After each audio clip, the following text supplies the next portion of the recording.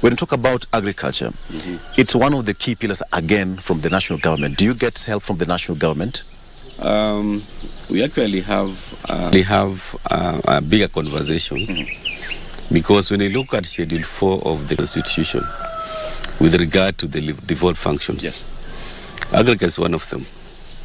And what we are pushing now, the national government, is to make sure that they devolve all the functions of agriculture. And one of the key functions is about fertilizer. National government has no point of importing fertilizer, and yet that is a devolved function. So we've had a conversation with the executive, starting from the president himself, Dr. William Ruto, during our last summit meeting with the governors, where we are discussing the budget policy statements for the next financial year.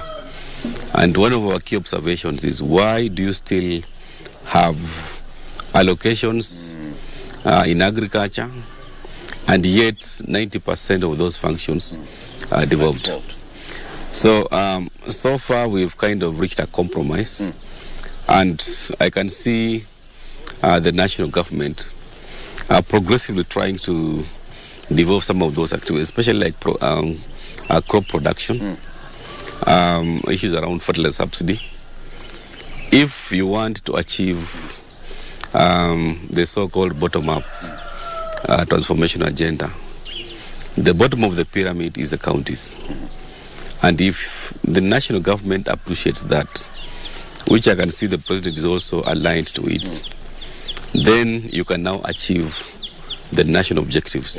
So the focus now on agriculture should be empowering counties, allocating resources to follow functions. After you do that, then the bigger picture of economic growth will now be achieved because counties are well resourced on matters of agriculture.